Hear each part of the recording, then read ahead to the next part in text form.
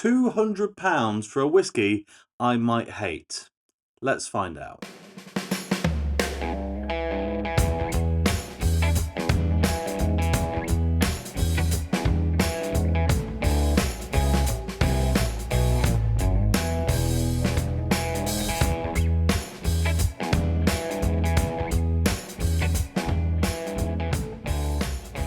Hello and welcome back to the channel, and yes, today I'm going to be trying Lagavulin for the very first time. It is a brand that the peat lovers rave about, but a peat lover I am not. Now don't get me wrong, as I've been going through my whiskey journey, I have started to understand it, or at least appreciate it. Historically, I just didn't like peated whiskey at all. In more recent years, it's become evident that actually, I don't dislike the flavour inherently, it just really doesn't like me. It triggers instant heartburn almost immediately and is rather unpleasant. But that was either all or nothing. Full force peat and nothing just kind of hybridised or dialed down. Though, in the last couple of years, I have started to enjoy things like Springbank that deliver peat without being the sole intent, the sole purpose. It's used as an addition, as a seasoning, as a peppering of smoke, and I really dig it in that. I really do enjoy it. So today we're going to find out whether the real smoky deal is for me or not. Now there's no getting away from it. This isn't just your regular supermarket shelf by Lagavulin. This is Lagavulin's 12-year special release. It is a natural cask strength version coming in at 56.4%, which makes it 112.8 proof. And yeah, it's a special edition whiskey, which means it's not cheap. Or is it? Now, if you're thinking, Tom, why would you have spent all that money on a whiskey you're probably not going to enjoy? I didn't. I was very fortunate, and this bottle was a gift some months ago, and the person that bought it said, look, I wanted to buy you a bottle of whiskey, something special, and something you've probably not tried before, but without, spending loads and loads of money, understandably, on something you might not like at all. This has the most fluctuating price I think I've ever seen in a recently available bottle of whiskey. Now, from memory, on the small amount of research I've done on this bottle, I believe this is the 2023 limited edition 12-year-old cask strength from Lagavulin, and I'm not lying when I've seen this for sale right now, today, the day of filming, for £50 and £200, the exact same bottle. It's not one's a cask strength, one's a regular, it's the same thing, and in an event this is the cask strength, so it's just wildly varied. I've seen it go up on auction for 70 quid, for 100 quid, for 140 quid. I don't know what to say. Some people have still got these and are now selling them cheaply, but in other instances not. So it's going to be interesting to find out. Regardless of my thoughts on this, is this really a 200 quid bottle, or is that the 50 quid price tag even too much as it is? We are about to find out. Quick look at the bottle before we do, because this is some impressive artwork. It comes in this nice tube, as most whiskies do, and if I give you a look at the front of it, if we can get that all on the screen there, a lot of, let's say, tribal tattoo vibes going on. There is a load of info on the back of this, which we'll get into hopefully a bit later. But yes, it's definitely a heavily themed release, this one. Just to give you a little bit of context though, it does say on the bottom of this, the ink of legend, so that's the tattoo connection. Thick whispers of rich smoke etched with bright herbs and juicy plums for an incredible finish. Finished in Don Julio. It says Julio, but that's just the anglicisation. Don Julio, I'm not even going to... It's finished in tequila casks, basically, is what we're getting at there. And the bottle itself, well, it has the same thing on it, a bit more reserved, a bit more succinct for your whiskey shelf. And the back is just normal, standard UK labelling. So, let's get a dram poured. One of my least favourite types of openers, although this one wasn't too difficult. Ooh, great cork pop. Oh, and I've been a fool because it does say special release 2023 on the top here, so that is definitely the year. Now, I'm not going to lie, I am a little bit nervous about this. It is a proper Scotch. There's no colouring added. I'm hoping, because it is as pale as you like. I'm going to assume then that it's not chill filtered either.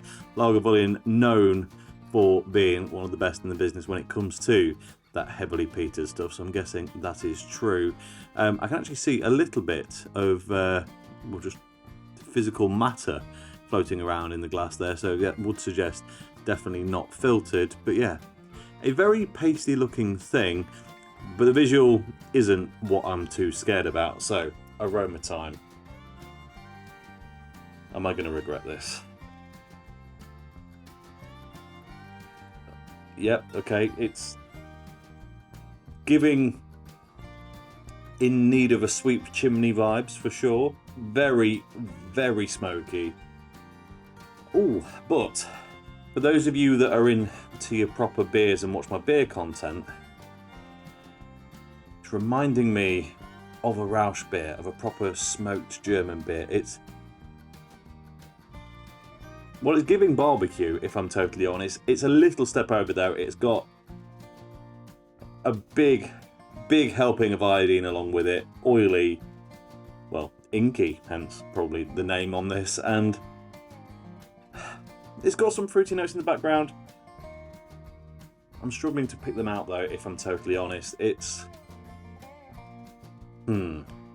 Let me think on this just for a moment. Okay, I've let it just sit in the glass and air out a bit. It's definitely smoky, no doubt about it. I'm very worried about how much I'm going to enjoy it, but the flavours are interesting. They are varied, complex. It feels like a bit of a mixed bag, and behind the sooty, smoky, iodine-y, ink blotchy, just assault, let's be completely honest, it's quite soft around the edges. It's got some sharp kind of vine fruit notes, kind of, you know, blackberries with the bush included, and there's a creaminess to it that I can't quite explain, thinking like I can smell its texture almost. If this isn't now a bit of a buttery delicious thing behind the smoke, of course,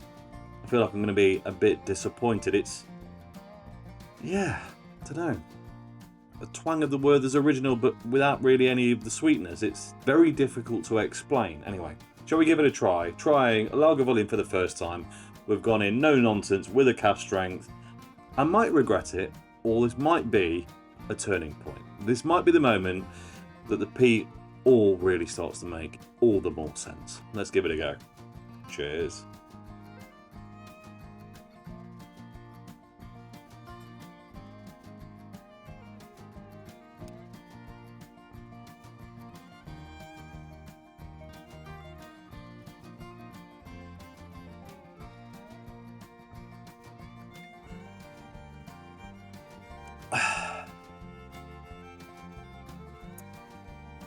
I'm torn. I have got immediate heartburn. It's hot, it's burning. You could cook a Sunday roast in my sternum. I'm slightly out of breath, but it's also absolutely delicious. I don't know if I'm going to be able to do this review justice from a proper detailed perspective. I think this is just going to overwhelm me each and every time, but it's hot, it's smoky, it's thick, got some salinity, it is creamy, it has got that slightly buttery finish that I really wanted, not getting a lot of fruit on the taste at all, but otherwise, no, there is, hiding in there somewhere, a little fruits of the forest sharp compote to try and balance off that immensely smoky hue. It's, well, it's brilliant and agony all at the same time. Now, I think this really needs to just be left to open up a bit and really sort itself out before I can give you any more. So let's turn to this packaging with all of this spiel on the back here. If you want to take a screen grab of it and read it yourself, you can do, but I'm going to run through it real quick. So this is the Lagavulin Islay single malt Scotch whisky, aged 12 years, the Ink of Legends. ingredients. It goes on to say, thick wisps of aromatic herbal smoke honour the ancient art of tattooing clouds that slowly disperse in whispers of stories. Not sure that's a grammatically correct sentence, but anyway. The sweet scent of ripe plums lingers as a black smoky ink etches an outline of illustrious past generations ascending into legendary heights. This is waffle. Each work of art is a map of historic victories imprinting on a living canvas. I'm trying to make out what they actually think that the scent is of ripe plums. I mean, I was getting more kind of vine fruit, but fine. Thick black smoke is absolutely true. Yeah, okay, fine, whatever. Goes on to say, inspired by the spirit of intensity and pride that shines through a Lagavulin history more than 200 years long, our malt master explores the famed symbols of the ancient Mesoamerican art of tattoo, rich in story and significance. The whiskey, finished in Don Julio Añejo tequila casks, maybe? Pulses with herbal flavours, ancient and modern engraving, and an incredible story. Oh, sorry, an indelible story. I'd forgotten completely about the tequila cask when I was trying that. We need to come back to it. I wasn't getting herbal up front, but now I'm sat here, maybe it's because I'm reading this, the long lingering aftertaste. Yeah, okay, I'm starting to get a bit of that funk. It says, amid fierce glints of gold, fresh notes of sea air. Yes, it does got that.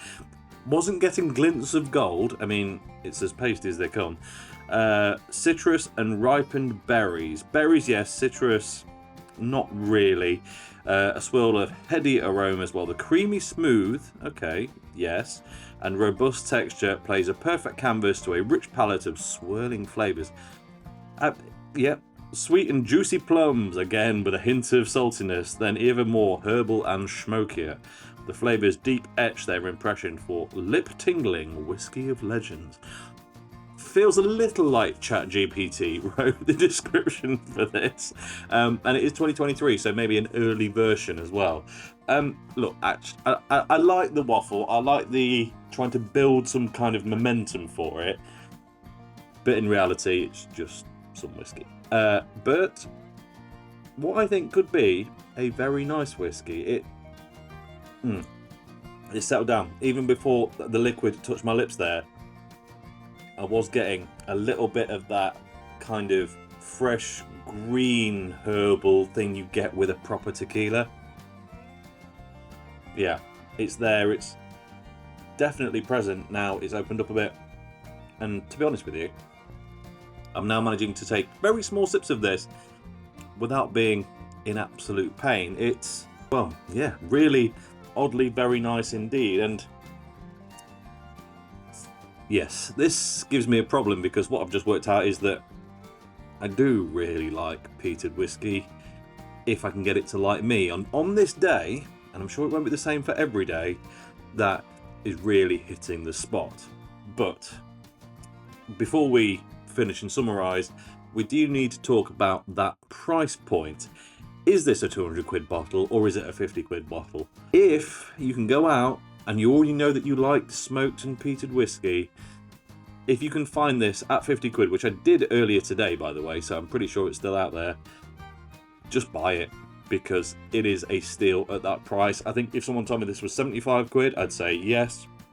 100 quid bottle, it's not disappointing. After that point, maybe we're starting to clutch at straws a little bit. I don't know what it was at release. I would imagine probably early hundreds.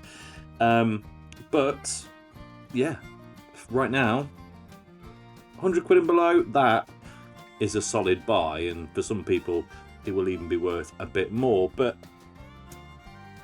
well, what can I say?